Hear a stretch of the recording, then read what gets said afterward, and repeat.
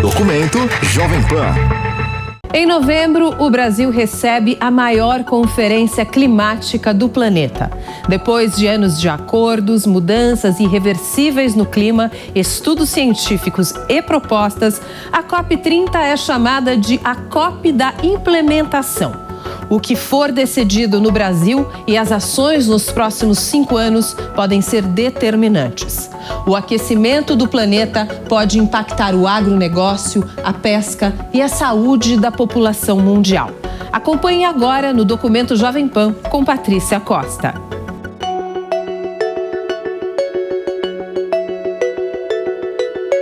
A COP30 começa com um momento decisivo para o planeta. A ciência nunca foi tão clara e a ação tão lenta diante da urgência. Depois de 3 décadas de conferências, discutindo acordos e promessas, o mundo chega à Amazônia pressionado a transformar compromissos em resultados. O Brasil, sede da conferência, assume um papel histórico: transformar discurso em ação.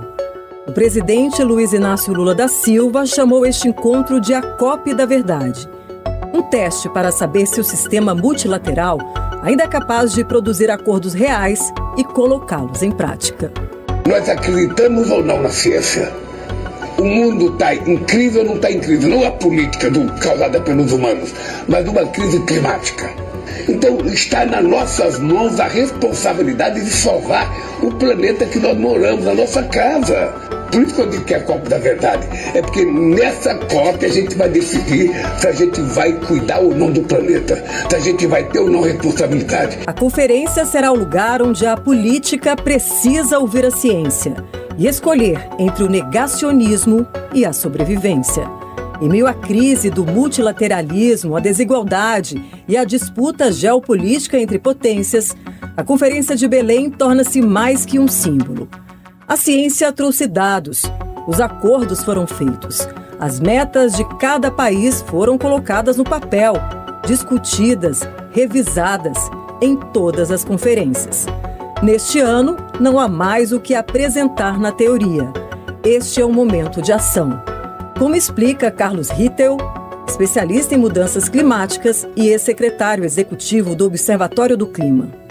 Como a parte de financiamento, né? Então, o Brasil, desde o ano passado, como viria a assumir a presidência da COP30 esse ano, tem a responsabilidade de produzir um relatório que é como sair de uma promessa feita no ano passado, de uma meta de 300 bilhões de dólares por ano de financiamento climático a partir do próximo ano, e chegar em 2035 com 1,3 trilhão de dólares por ano de financiamento climático. Então, sim, eu acho que a presidência sempre tem um papel importante de fazer com que para a construção de consensos, né? E o fato lógico da COP ser realizada na região amazônica é também bastante importante.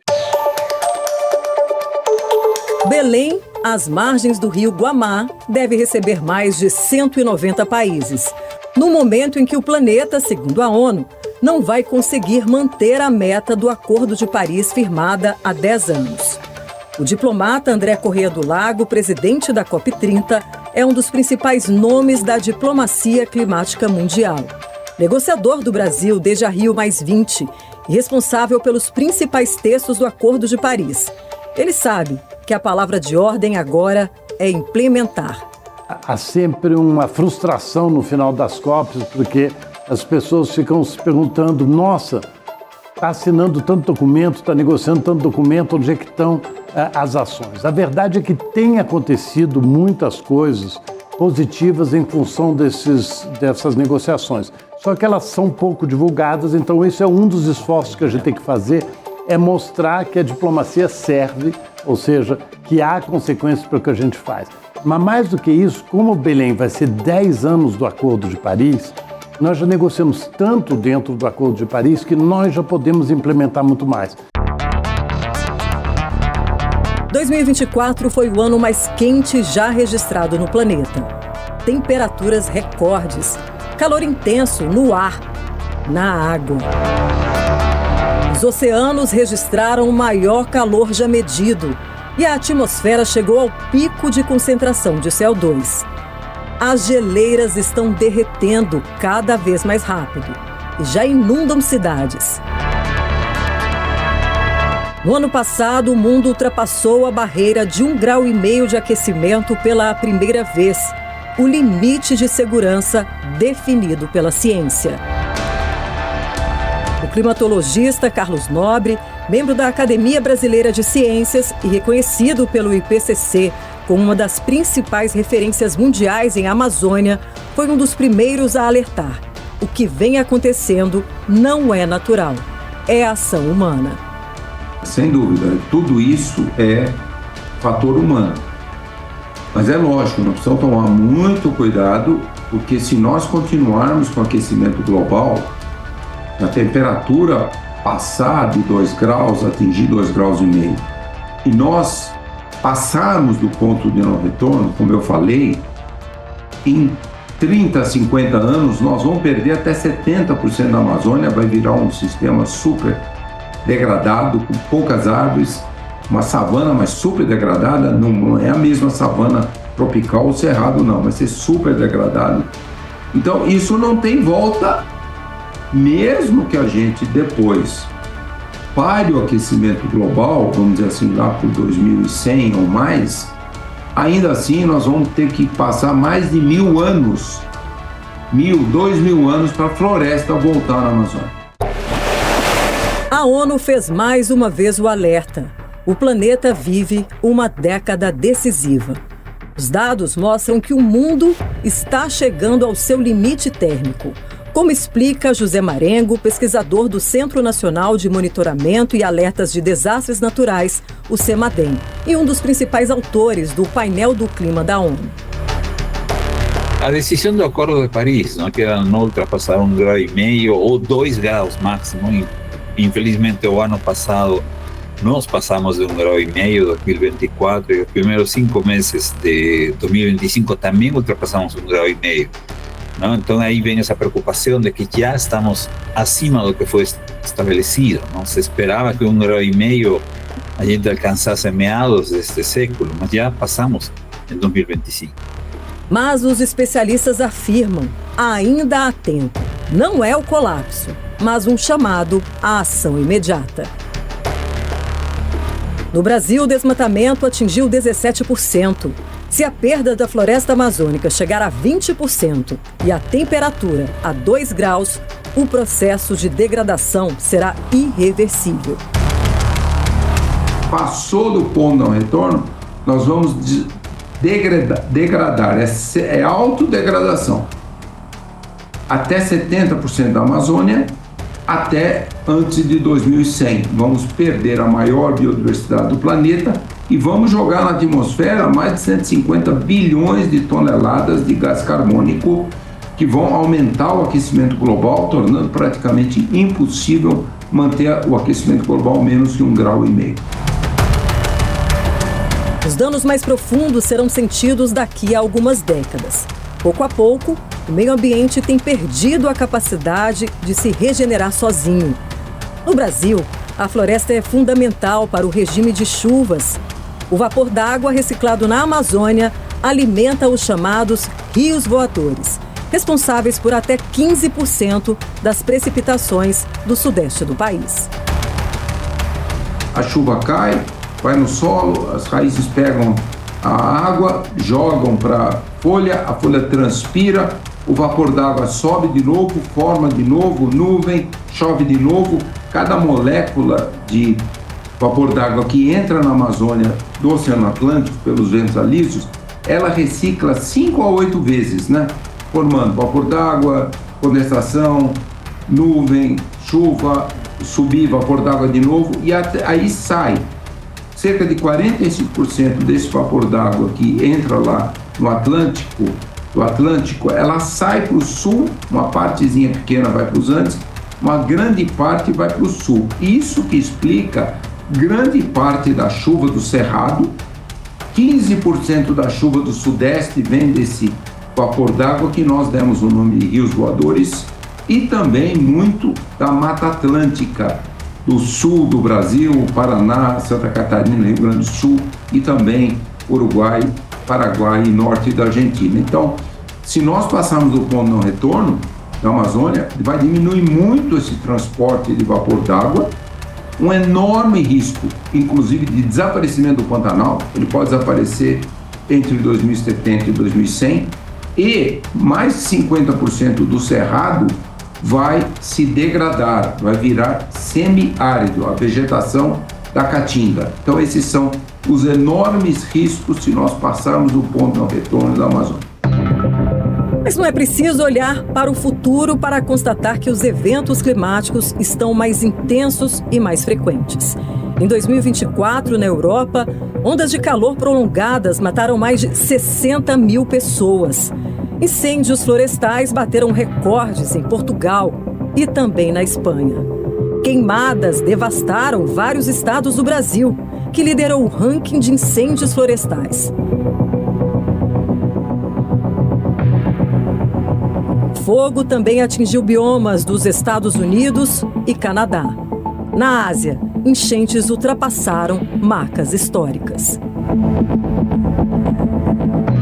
No Brasil, o Rio Grande do Sul viveu a maior tragédia climática de sua história. Em alguns municípios, choveu em poucos dias o equivalente a 1/3 do que costuma chover em todo o ano.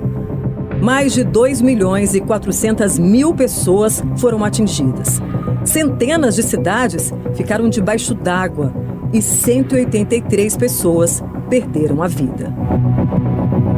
Enquanto isso, no outro extremo do país, a Amazônia enfrentou a pior seca em 4 décadas. Rios chegaram a níveis críticos, embarcações pararam e comunidades ficaram isoladas, sem água, alimento e energia. Para a pesquisadora e ex-presidente do painel climático da ONU, Thelma Krug, que participou das negociações do Acordo de Paris há 10 anos, os impactos já não podem ser mais ignorados e a COP30 precisa avançar. O embaixador André, ele deixou muito claro que agora a gente já não tem mais muita coisa a ser negociada na COP, que merece o consenso, né, de todos os governos, os 196 governos, aliás, 195 no Acordo de Paris. Mas ele entende que agora é a hora de acelerar a implementação. Eu acredito que, através da Agenda de Ação Climática, onde você tem 30 objetivos-chave, debaixo de 6 pilares, eu acho que a gente vai conseguir avançar muito. O Brasil, sede da COP30, já viu e sentiu o que a falta de ação pode provocar. E viveu, ao mesmo tempo, os dois lados de uma mesma crise: excesso e ausência. As enchentes no sul e a seca na Amazônia são os dois extremos de um mesmo aquecimento. Os cenários se repetem com frequência maior e intensidade crescente, como explica Carlos Nobre. Então nós estamos já há 26 anos vendo isso acontecer. E esse experimento foi o que mostrou que todo o sul da Amazônia, mais de 2 milhões de quilômetros quadrados, a estação seca está ficando muito mais longa. Vamos dizer assim, um mês, uma semana mais longa por década. A ciência reforça a todo momento: não se trata de ciclos naturais. O planeta cobra respostas e todas as expectativas apontam para o Brasil.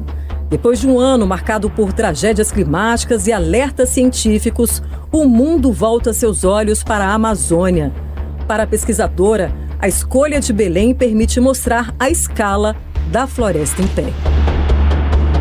Eu digo isso, apesar de eu dizer que essa COP é na floresta, mas não é de floresta, eu sempre digo que é uma oportunidade interessante, porque as pessoas não têm noção, sabe? Elas não têm noção da grandeza que a nossa floresta amazônica é.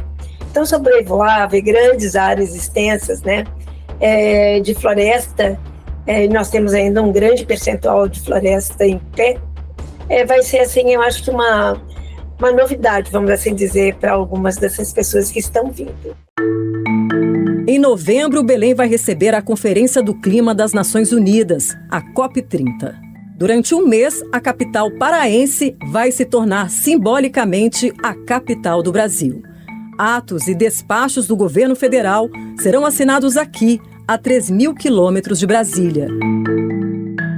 Uma cidade entre rios e florestas, agora no centro da geopolítica climática mundial. É aqui que líderes, empresas, cientistas, povos indígenas e sociedade civil vão discutir o futuro do planeta. Depois de 3 décadas de promessas, essa será a primeira COP realizada na Amazônia, uma região que simboliza tanto a beleza quanto a urgência. Eu acho que essa COP ela vai dar a dimensão dessas oportunidades que a gente tem também na nossa região norte, né? Então, acho que é um choque de realidade. Eu acho que o pessoal vai ter condições de ver, assim como a gente vê em várias outras COPs, não é só a COP daqui. A floresta é a mesma que ajuda a equilibrar o clima do planeta e também a primeira a sentir os impactos do aquecimento. Maurício Bianco é vice-presidente da Conservação Internacional Brasil, organização que atua na proteção das florestas e no desenvolvimento de soluções baseadas na natureza.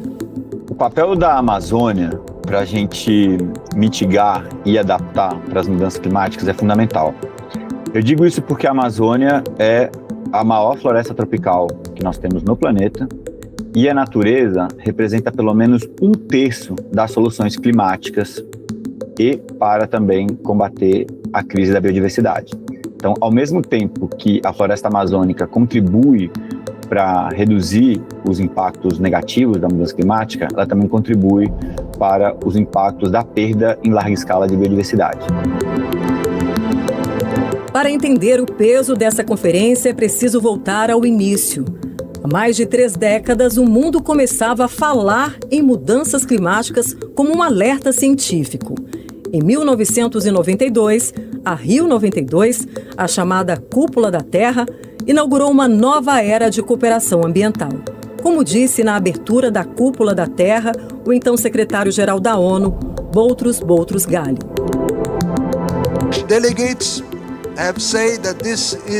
Este é um encontro histórico. No entanto, só será assim se a Conferência do Rio também for um novo começo para o sistema das Nações Unidas, para a ação dos Estados e para a mobilização de todas as pessoas no mundo.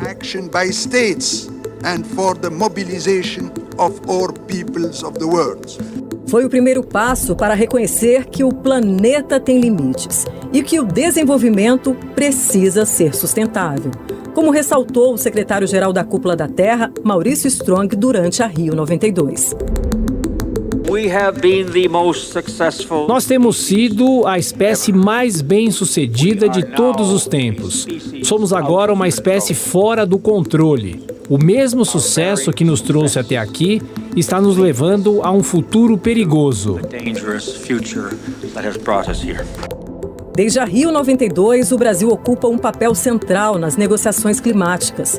Foi no Rio de Janeiro que nasceu a Convenção Quadro das Nações Unidas sobre Mudanças do Clima, a base de todas as COPs. Desde então, líderes mundiais se reúnem anualmente para tentar equilibrar a economia e o clima. O objetivo é um só: reduzir emissões e limitar o aquecimento global. O climatologista José Marengo participou da Rio 92 e também estará na COP30. Para ele, falta continuidade nos projetos e as metas ficam à mercê de mudanças na política.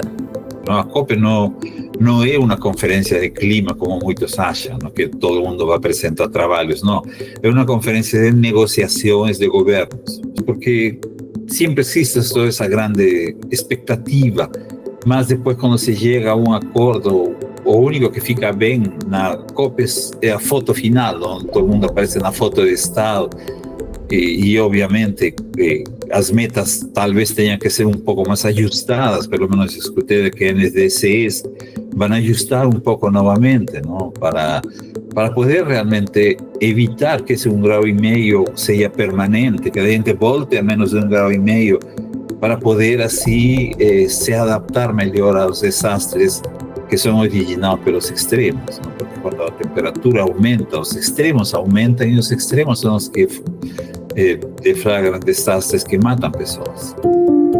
São as pessoas que respiram um ar cada vez mais poluído que gera doenças, que precisam se alimentar e que enfrentam preços altos sempre que chove muito ou pouco.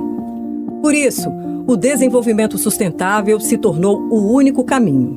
5 anos depois da Rio 92, em 1997, o mundo deu um passo concreto com o Protocolo de Quioto. O Protocolo de Quioto basicamente envolveu só compromissos de redução de emissões quantificáveis pelos países desenvolvidos na ocasião e alguns mecanismos, como o Mecanismo de Desenvolvimento Limpo, que permitia então a participação de países em desenvolvimento. Foram definidas metas obrigatórias de redução de gases de efeito estufa para os países desenvolvidos. Mas a ausência dos Estados Unidos, um dos maiores poluidores, enfraqueceu o acordo e expôs o conflito entre desenvolvimento e responsabilidade climática. Mesmo assim, Quioto foi um marco. Colocou a economia mundial diante de uma nova realidade, a precificação do carbono. Olha, o mercado de carbono, em tese, né, ele é um dos potenciais instrumentos que visam fazer com que o caminho para a redução de emissões ele tenha um custo menor para a economia dos países, né? Então você fomenta a redução de emissões em todos os setores da economia. Mas, sem regras sólidas, o risco é vender reduções que não existem. A palavra-chave é integridade. Medir, reportar e verificar, evitando dupla contagem, o greenwashing. É lógico que a gente precisa digamos, de um arcabouço muito robusto e de regras, tanto no âmbito nacional como no âmbito internacional, para evitar que haja digamos, emissão de certificados de redução de emissões de gás de efeito estufa que existem no papel, mas não acontecem na prática. As minhas atividades geraram essas reduções de emissões, então isso me permite levar esses títulos para um mercado e vender essas reduções de emissões a mais dos limites impostos pela legislação nacional. Tudo isso tem que acontecer de forma bastante robusta. As lições de Quioto mostraram ao mundo que, sem compromisso coletivo, o clima não espera. E depois de anos de avanços e recuos, uma nova geração de acordos surge com outro espírito, inclusivo, global e urgente. 2 décadas depois, na capital francesa, veio o compromisso global de limitar o aquecimento a 1,5 graus. Em 2015, nasceu o Acordo de Paris. Desta vez, países se comprometeram a manter o aquecimento global bem abaixo de 2 graus, buscando o limite de 1,5 graus. O Brasil foi um dos principais articuladores. Thelma Krug é cientista e foi vice-presidente do painel do clima na ONU, o IPCC, e participou diretamente das negociações desse acordo. Ela lembra que o Brasil sempre foi respeitado pela capacidade de construção diplomática e pela base científica. A diplomacia brasileira, ela sempre foi muito respeitada nas COPs. O Brasil sempre foi muito respeitado, não só dentro do G77 China, mas eu diria nas negociações mesmo. E eu ouvi muito, né, vários países dizendo que o Brasil tinha um preparo muito grande e tinha uma capacidade de negociação muito concreta. A cientista explica por que o Acordo de Paris foi um marco, mas também um teste de realidade para o mundo. Eu vejo que a gente avançou muito. Se nós não tivéssemos tido, por exemplo, o Acordo de Paris, o balanço geral que foi feito em 2023, do que havia sido alcançado até aquele ponto, se isso não tivesse acontecido, nós estaríamos com mais ou menos uma projeção de estar numa trajetória de emissões que nos levaria a 4 graus Celsius de aumento da temperatura média global. Ou seja, hoje nós devemos estar, se pegar o agregado das contribuições que foram feitas de redução de emissões, hoje nós devemos estar por volta de 2,8. Não é o ideal, mas é melhor do que se nós não tivéssemos tido o Acordo de Paris. As NDCs são a base do Acordo de Paris, as contribuições que cada nação define para reduzir as emissões. Na teoria, elas representam um compromisso global com a redução. Na prática, poucos governos cumpriram o que prometeram. Cada, digamos, 10º de grau, se a temperatura sobe e se estabiliza em 1,6 graus Celsius, acima dos níveis médios da pré-revolução industrial. Então é esse o horizonte de tempo que a gente está usando como comparação. E cada décimo a mais, 1,7, 1,8, a gente vai se aproximando de 2 graus, as consequências são mais severas. O resultado é um planeta cada vez mais quente e uma corrida contra o tempo. Até agora, 29 conferências climáticas já foram realizadas pela ONU. Entre conquistas e frustrações, na prática, poucos cumpriram. A ciência tem sido clara.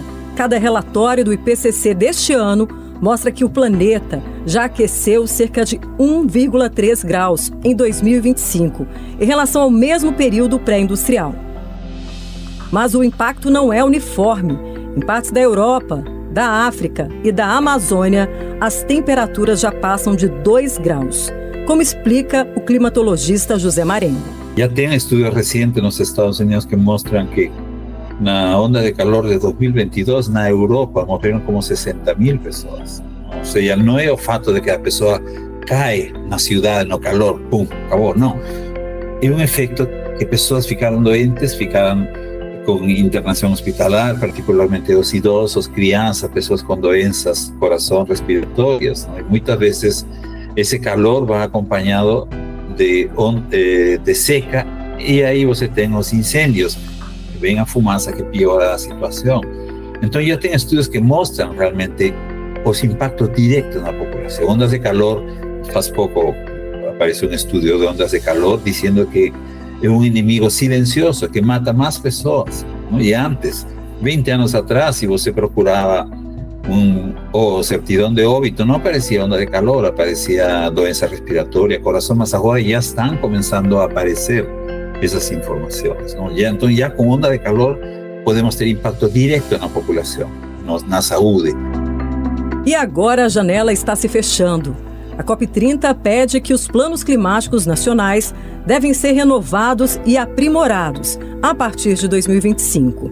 Mais de 100 países deverão entregar suas novas NDCs. E as prioridades são claras: triplicar a capacidade de energia renovável, dobrar a eficiência energética, restaurar ecossistemas e reduzir o metano.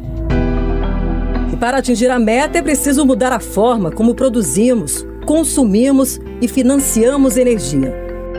O Brasil tem uma das matrizes mais limpas do mundo. Mais de 80% da energia elétrica vem de fontes renováveis, mas continua aumentando as emissões pelo desmatamento, transporte, na indústria e na exploração de combustíveis fósseis. O desafio é crescer, valorizando o que o meio ambiente tem a oferecer. Então, trazendo a natureza como o foco e sabendo que ela é até 1/3 das soluções, também entendo que vai ser um grande sucesso avançar nesse sentido. A importância de serem criadas ferramentas, mecanismos financeiros, para que realmente essa lacuna entre o que se promete e o que se efetivamente faz aconteça, parte muito do princípio de que existam mecanismos que possam financiar o que a gente chama da transição energética e da contribuição que a natureza tem para mitigar e adaptar a mudança climática. O mundo já vive uma revolução energética. A energia solar é hoje a mais barata em 70% dos países. O custo da eólica despencou 60% em uma década. E o hidrogênio verde surge como a fronteira tecnológica do século. O Brasil pode ser um dos grandes exportadores desse novo combustível limpo, aproveitando a capacidade renovável e a matriz híbrida. No Brasil, a transição depende de infraestrutura, capacitação e tecnologia nacional. Não é muito fácil para os países desenvolvidos, né, Patrícia? Porque a energia é o grande gargalo e eles têm ali um lock-in da energia muito grande, ou seja, fazer toda uma substituição disso para energias renováveis, que é a meta que a gente tem, e para 2030 triplicar o volume de renováveis que a gente tem globalmente e dobrar a eficiência energética globalmente também, a gente vê que essas coisas estão avançando devagarinho. E em ritmo lento de investimentos, a transição energética deixa os impactos. A crise climática já gera perdas econômicas de centenas de bilhões de dólares por ano no mundo. No Brasil, tragédias como a do Rio Grande do Sul mostraram que a falta de adaptação pode custar décadas de desenvolvimento. Cada 10º de grau a mais é uma conta maior para o planeta, para a economia e para a vida. A prevenção é sempre melhor do que o enfrentamento da emergência, se preparar, se antecipar, então ter redução de emissões por um lado, mas também estratégias de adaptação, avaliando riscos, antevendo quais são os riscos crescentes. Então a gente corre risco de mais enchentes, mais secas. O que é preciso fazer para reduzir a vulnerabilidade das nossas diferentes regiões, das diferentes cidades, da população brasileira. O Brasil é um dos poucos países do mundo com potencial para reduzir emissões e, ao mesmo tempo, gerar crescimento a partir da natureza. Mas o desmatamento ainda é o principal obstáculo. Nós precisamos dar uma grande escala para essa nova socioeconomia de floresta em pé, acelerar muito a industrialização e, lógico, um grande desafio, combater o crime organizado. O crime organizado está atacando os biomas brasileiros há muitas e muitas décadas e especialmente na Amazônia. Nós temos que zerar o desmatamento, porque senão nós vamos passar do ponto de um retorno muito rapidamente. A cada hora, o Brasil perde o equivalente a 200 campos de futebol em floresta. São cerca de 9.000 quilômetros quadrados desmatados por ano na Amazônia, uma área maior que o estado de Sergipe. Essa destruição é o principal desafio para que o país cumpra as metas climáticas. Mas não só a proteção da floresta, mas também a restauração daqueles ecossistemas que foram devastados em algum momento, porque isso também contribui para capturar o carbono da atmosfera.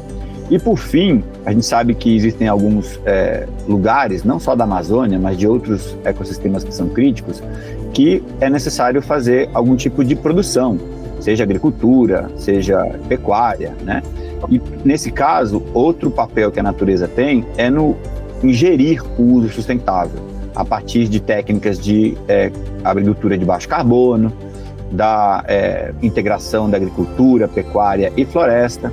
Enfim, são formas que a gente faz para proteger, restaurar e gerir de forma sustentável o solo. Mas o clima está mudando mais rápido do que a política, do que os investimentos e da ação. A crise climática não é futura, é presente. Menos água, mais perda agrícola, mais doenças, mais desigualdade. Eu não sou muito otimista que a gente não ultrapasse 1,5. Mas eu sou otimista que talvez isso seja um choque de realidade, porque você vai começar a ter todos aqueles eventos extremos, muito frequentes, muito intensos, a gente já está sentindo na pele isso hoje. Segundo o Banco Mundial, cada dólar investido em prevenção evita até $7 em perdas econômicas decorrentes de desastres climáticos. No Brasil, essa conta já chegou e é alta.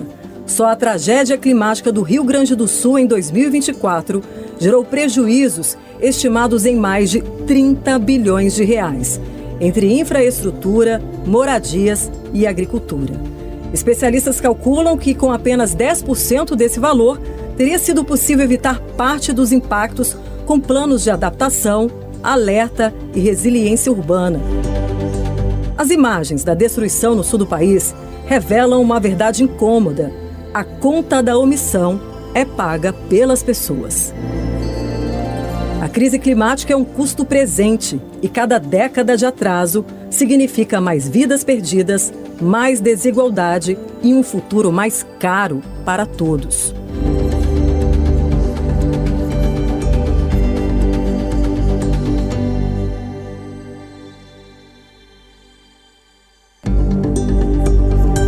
A ciência já apontou o limite, mas também mostra os caminhos. A Amazônia é um laboratório vivo de tecnologias naturais.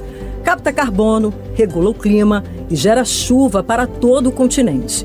O mundo começa a enxergar o valor econômico de manter a Amazônia em pé.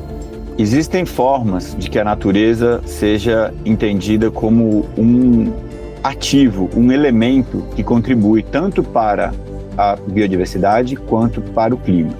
E isso se dá através não só do crédito de carbono, mas do pagamento de qualquer tipo de serviço ecossistêmico. Ou seja, como que a gente remunera aquele ator que está de alguma forma contribuindo, seja protegendo, seja restaurando ou seja manejando de forma sustentável a natureza. Esse é o princípio da bioeconomia, um conceito que vem ganhando força dentro e fora do Brasil. Segundo estudos do Banco Mundial, a Amazônia pode gerar até 300 bilhões de dólares por ano, com produtos florestais, pesca sustentável, turismo e pesquisa em biotecnologia, sem derrubar uma árvore. E o Brasil tem metas ambiciosas para colocar esse mecanismo em prática, reduzindo emissões e zerando o desmatamento. Em relação à questão dos combustíveis fósseis, nós sabemos que a raiz do problema, o principal problema das emissões de CO2 que levam ao aumento da temperatura da Terra é o uso de carvão, de petróleo e gás, desmatamento e outros gases que são poluentes, mas a gente vai por esses que são o fulcro das emissões de CO2. Desmatamento representa algo em torno de 10% das emissões globais, 75% vem de emissão de carvão, petróleo e gás. Em Dubai ficou muito claro de que é preciso fazer a transição para longe, e eu costumo dizer que é para o fim, do uso de combustível fóssil e de desmatamento. O Brasil tem uma vantagem. Nós somos o único país do mundo que já tem uma meta de zerar seu desmatamento até 2030 e com resultados que têm sido altamente relevantes e um compromisso de zerar as emissões de CO2 até 2050. A COP30 pode fazer da Amazônia um exemplo de implementação real das metas climáticas. O sucesso desse processo dependerá de uma nova visão, capaz de conciliar política, ciência e povos da floresta num mesmo projeto. A gente pensa em floresta no desmatamento, mas no momento que você diminui o desmatamento, que você incentiva a restauração das florestas, de novo, captura de CO2, ou seja, a floresta é um elemento extremamente positivo para o combate à mudança do clima. Então eu acho que a gente vai mudar muito a percepção das pessoas sobre o papel de cada setor na questão do clima. Mas enquanto o Brasil busca unir o mundo em torno do clima, outras potências retrocedem. O negacionismo volta ao debate global, impulsionado por lideranças que rejeitam a ciência e colocam em risco décadas de avanços climáticos. Em 2017, os Estados Unidos deixaram o Acordo de Paris sob o governo de Donald Trump. O planeta assistiu ao retrocesso da maior economia do mundo e também o maior poluidor histórico. Em 2021, sob Joe Biden, os Estados Unidos voltaram ao acordo. Mas em 2025, com o retorno de Trump, o país americano saiu de novo. O negacionismo volta ao discurso político, reacendendo o confronto entre ciência e retórica. E um dos principais porta-vozes desse movimento é, novamente, Donald Trump. É o maior golpe já praticado contra o mundo, na minha opinião. As mudanças climáticas, não importa o que aconteça, você está envolvido nelas. Não é mais aquecimento global, nem resfriamento global. Todas essas previsões feitas pela ONU e por muitos outros, frequentemente por maus motivos, estavam erradas. No mesmo palco, na Assembleia Geral da ONU, Lula rebateu o negacionismo com dados e alertas, um contraponto direto à retórica americana.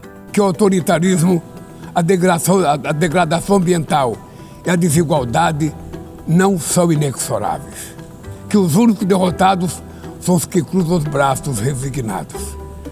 que podemos vencer os falsos profetas de oligarcas que exploram o medo e monetizam o ódio. E que o amanhã é feito de escolhas diárias e é preciso coragem de agir para transformá-lo. No futuro que o Brasil vislumbra, não há espaço para a reedição de rivalidades ideológicas ou esfera de influência. A confrontação é inevitável.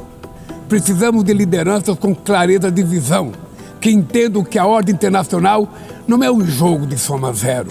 Democracia. É ela que mantém a transição viva, mesmo quando líderes negam a crise climática. Estamos trabalhando para que haja uma presença desses países na agenda de clima. Tanto é que as prefeituras, os governos subnacionais, como no caso o próprio governador da Califórnia, com quem assinei um acordo de cooperação agora durante a ida para Nova York, à margem da Assembleia Geral das Nações Unidas, e também o próprio prefeito de Buenos Aires, que estará presente na agenda de ação, mostrando de que, ainda que tenha uma orientação central contrária ao clima, as pessoas, o bom senso, a ética e a ciência não foram sepultadas nesses países e que as pessoas continuam orientados, tanto empresários quanto governos, para a agenda de enfrentamento da mudança do clima. Claro que com uma maior dificuldade, mas isso não significa um apagão da presença desses países de governos negacionistas. Enquanto a Casa Branca retrocede, prefeitos e governadores mantêm ações locais, por lei, competitividade e interesse econômico. Já houve uma gestão Trump anterior, em que também os Estados Unidos saíram do Acordo de Paris e a agenda continuou avançando. Eu posso dizer, por exemplo, usar o exemplo de estados governados por governadores republicanos do mesmo partido do presidente Trump. São estados como Texas, por exemplo, onde existe um desenvolvimento importante da indústria de energias renováveis. Então, tem benefícios econômicos que estão ocorrendo apesar de retrocessos na agenda política. E esses benefícios econômicos, dos agentes econômicos desses estados, eles não vão reverter os seus investimentos, porque eles estão ganhando dinheiro e tendo retorno com isso. O avanço das energias limpas nos Estados Unidos mostra que o mercado segue um rumo próprio, mesmo quando a política caminha na direção oposta. A economia de baixo carbono já move governos estaduais, empresas e investidores. E a lógica é clara: quem ficar parado, perde. A China usa a transição como estratégia de liderança global. O sucesso das metas climáticas não depende apenas de vontade política e de projetos. Depende principalmente de financiamento. Desde a criação da Convenção do Clima em 1992, uma questão permanece: quem paga a conta? Nas COPs, a divisão é clara. Entre os países ricos responsáveis pela maior parte das emissões históricas e as nações em desenvolvimento, que precisam de recursos para se adaptar. Existe toda uma discussão sobre reforma do sistema financeiro internacional também, né, que vai além do papel das instituições multilaterais. Grandes bancos, com eles acabam também tendo o papel de financiamento mais da economia, da chamada economia limpa, do que da economia que gera emissões. Após décadas de promessas, o desafio agora é sair do discurso e colocar o dinheiro na mesa. O sucesso da COP30 depende de um novo compromisso global de financiamento, capaz de viabilizar a transição climática nos países mais vulneráveis. É nesse contexto que o Brasil tenta liderar o caminho entre Baku e Belém. Essas agendas precisam ser conectadas. Acho que existe um esforço do Brasil na produção daquele mapa do caminho entre Baku, da COP29 em Belém, para vislumbrar como é possível sair de uma meta de 300 bilhões de dólares de financiamento climático global a partir do ano que vem, para chegar em 2035 com pelo menos 1,3 trilhão de dólares, né? Então acho que esses são desafios que vão além do do que vai ser discutido dentro das salas de negociação, né? Então essa conexão maior, colocar a agenda de clima como um pilar estratégico da agenda global de desenvolvimento nesse prazo de daqui até 2050 e mais adiante depois até 2100. No Brasil, o governo tenta mudar esse cenário. Reativou o Fundo Amazônia, que já movimentou 3,5 bilhões de reais em projetos de conservação e desenvolvimento sustentável. Criou 2 novos instrumentos para levar a COP30. O Fundo das Florestas Tropicais para Sempre e o Unidos por Nossas Florestas. O Fundo Floresta Tropicais para Sempre, que é um mecanismo global inovador e previsível de recursos que serão enviados para países que têm floresta tropical e que fizeram o seu dever de casa na proteção dessas florestas, de forma a financiar políticas públicas que vão efetivamente não só manter as florestas em pé, mas também financiar o papel dos povos indígenas e comunidades tradicionais em proteger as florestas, mas também restaurar aqueles ecossistemas que são importantes e que prestam serviços da natureza para o nosso bem viver. E é nesse contexto que o futuro do clima também passa pelo campo. O agronegócio brasileiro é um dos pilares da economia e também um dos setores mais impactados pelas mudanças climáticas. O ex-ministro e coordenador do Centro de Agronegócio da Fundação Getúlio Vargas, Roberto Rodrigues, será o porta-voz do setor durante a COP30. Na linha tudo da sustentabilidade, na linha de inteligência artificial, na linha de 40 milhões de hectares de pastagem degradada, enfim, tem todo um universo de questões a ser resolvido com tecnologia e ciência na direção da produção sustentável. O ex-ministro defende que o agro brasileiro precisa ser parte da solução climática. Para ele, o futuro da agricultura sustentável está no cinturão tropical. E o Brasil é o país que mais avançou nesse modelo. Para ele, diante um clima instável e crises geopolíticas, o Brasil passa a ser visto como um ator estratégico na segurança alimentar mundial. Um país que pode liderar a transição para uma agricultura de baixo carbono, desde que transforme os avanços científicos em política de Estado. O agronegócio é uma das forças que movem o Brasil. Representa cerca de 30% do PIB, gera 1/3 dos empregos formais e é responsável por mais de 40% das exportações brasileiras. E, ao mesmo tempo, é um dos setores mais impactados pelo aquecimento global. Depende da chuva, do solo e do equilíbrio dos ecossistemas. As enchentes no sul e as secas no norte mostraram o tamanho da vulnerabilidade do agronegócio. Cada grau a mais do planeta significa perda de produtividade, escassez de água e aumento no preço dos alimentos. Segundo a FAO, mais de 735 milhões de pessoas no mundo já enfrentam insegurança alimentar grave, um número que voltou a crescer com os extremos climáticos. Onde não houver comida, não tem paz, nem estabilidade política e social de um país. Então, alimentar o mundo é um tema central para a obtenção do paz mundial. Hoje, cerca de 80% da produção agrícola brasileira acontece em áreas já abertas. Recuperar pastagens degradadas e investir em tecnologias de baixo carbono poderia aumentar a produção em até 40% sem novo desmatamento.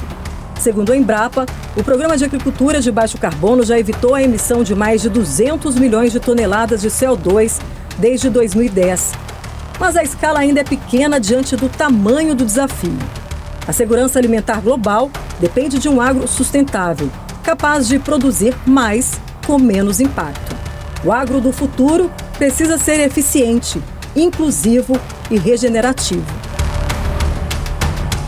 O Brasil tem tecnologia, terra e conhecimento para produzir de forma limpa, garantindo o abastecimento mundial e a proteção das suas florestas. Uma missão desse setor que pode se tornar a chave na construção de uma economia verde e na luta global contra a fome. Enquanto o agro brasileiro busca produzir com menos impacto, os povos indígenas mostram há séculos que é possível viver da floresta sem destruí-la. Suas terras são hoje as áreas mais preservadas do Brasil, onde o desmatamento é praticamente nulo. São eles os verdadeiros guardiões da Amazônia.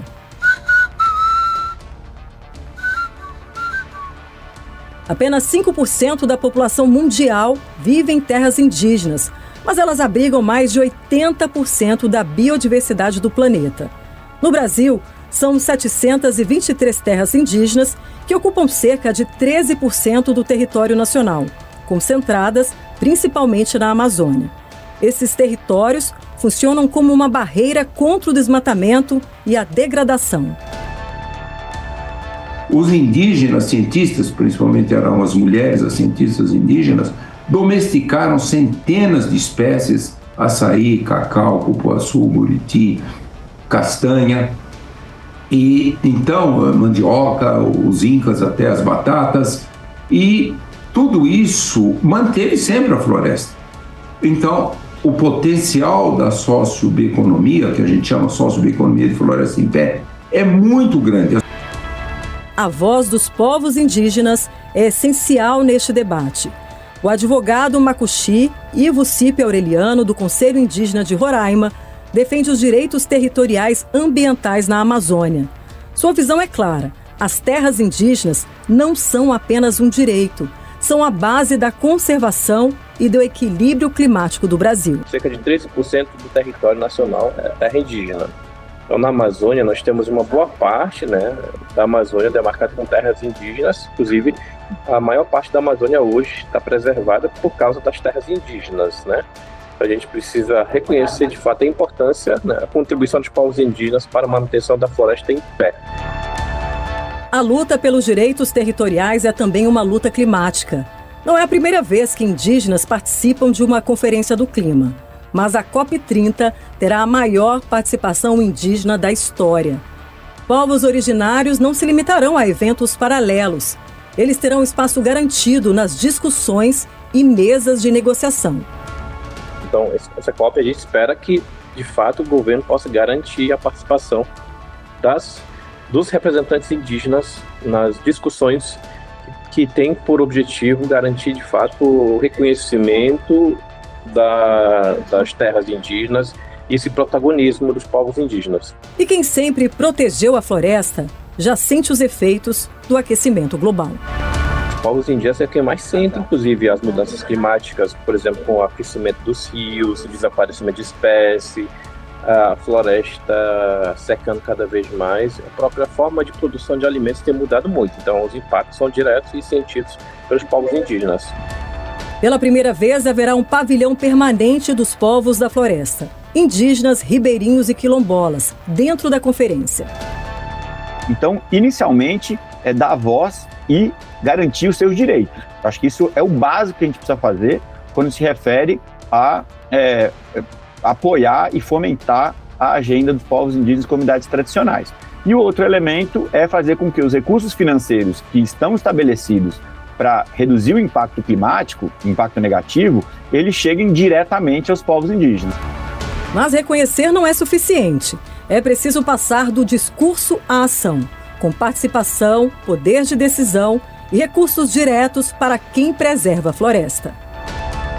Ações educativas, educação ambiental, do papel que os povos indígenas têm, não só como parte dessa riqueza cultural que o Brasil tem, mas como parte da sociedade e a contribuição por meio da sua forma de viver, seus territórios, como parte da riqueza do país. O mundo pede resultados e a resposta pode vir de quem sempre soube viver em equilíbrio com a floresta. A COP30 é a conferência que promete fazer história, não apenas pelos acordos, mas pela capacidade de conectar a floresta com o mundo. Nenhuma cidade do mundo reuniu tantas dimensões climáticas no mesmo território.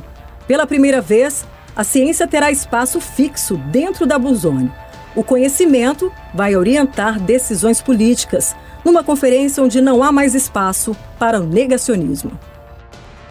Durante muitos anos, as discussões de mudança do clima, as pessoas achavam que era uma questão de meio ambiente, que era uma questão secundária. Na verdade, a mudança do clima está afetando a economia de todos os países e, portanto, abre a possibilidade de mudanças nas diversas economias que podem ser extremamente favoráveis para o crescimento, para a criação de emprego e outras vantagens. A participação de pesquisadores na Blue Zone é um marco. Significa trazer evidências para o centro do poder e transformar dados em decisões. Ciência e política finalmente sentadas na mesma mesa. A conferência vai debater como financiar infraestrutura resiliente e proteger as populações mais vulneráveis. A ciência não fala mais em futuro, fala em sobrevivência. O mundo cobra agora o que foi prometido.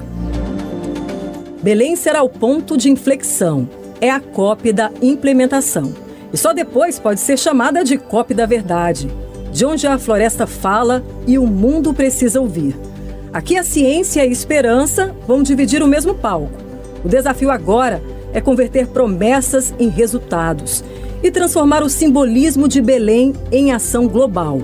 O verdadeiro legado não está nas estruturas, está nas ideias e vontade de implementá-las. A COP30 é um laboratório de soluções, de como vamos produzir, consumir e nos adaptar num planeta mais quente. E a adaptação, segundo a ciência, é tão urgente quanto reduzir emissões. O desafio é global, mas a mensagem vem da floresta.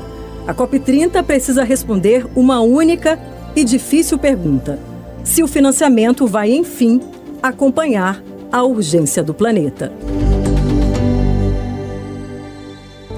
O documento Jovem Pan fica por aqui. Uma ótima noite para você e até mais.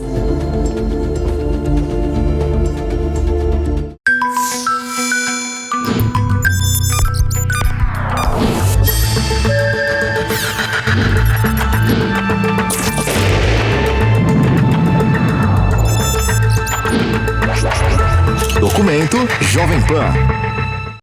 A opinião dos nossos comentaristas não reflete necessariamente a opinião do Grupo Jovem Pan de Comunicação. Realização Jovem Pan.